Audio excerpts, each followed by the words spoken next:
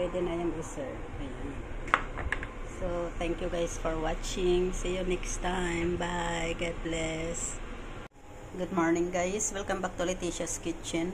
For today's vlog, I'm going to cook pork. So, ito yung pork guys. So, ngayon yung aking ingredients ay maglalagay na ako sa kawali. Nakapaglagay na ako ng oil. So, ngayon nilagay ko na yung garlic, ginger. Yan, i-fry lang muna natin yan. And then, ilagay ko na rin ang scallion. So, i-fry lang natin yan hanggang sa lumabas yung aroma niya.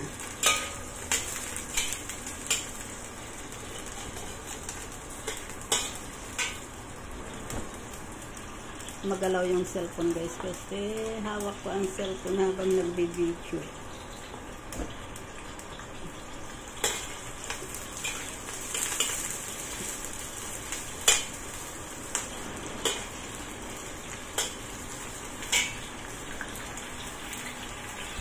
So, ayan na guys, brown na yung ginger at saka garlic. Ilagay ko na ngayon yung karne.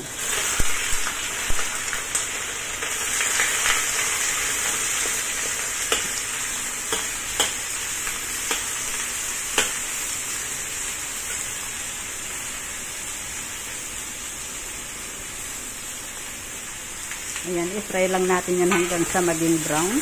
Saka tayo maglagay ng ingredients.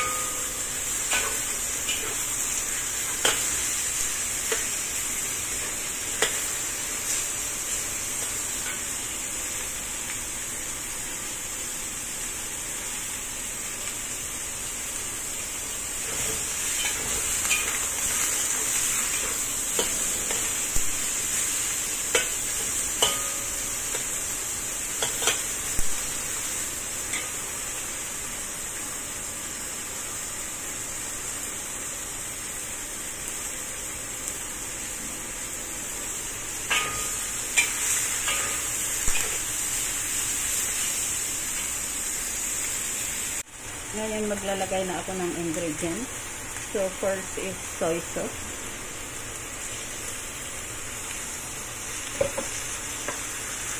Rice wine. Oyster sauce.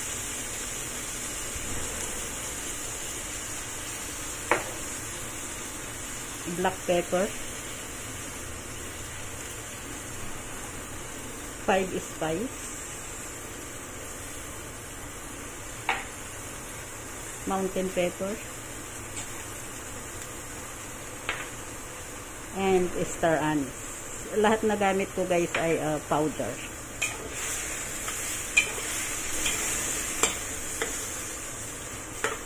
Then maglalagay din ako ng bay leaf. Then pwede na tayo maglagay ng water.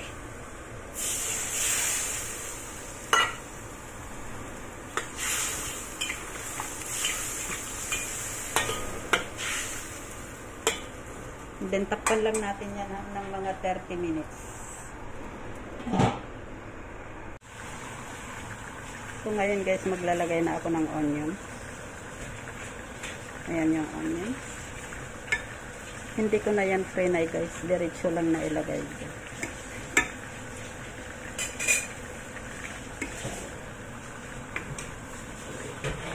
Ayan, pakuluan lang natin ng mga 5 minutes. Pwede na yan i-serve.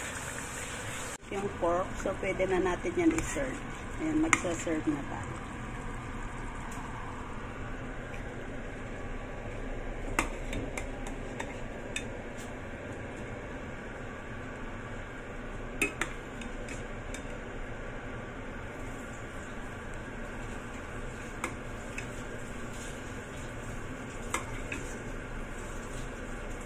So, ayan na guys. Ayan, pwede na yan i-serve. Ayan. So, thank you guys for watching. See you next time. Bye. God bless. Please don't forget to click like, share, and subscribe my YouTube channel and my Facebook page. Thank you. Bye-bye.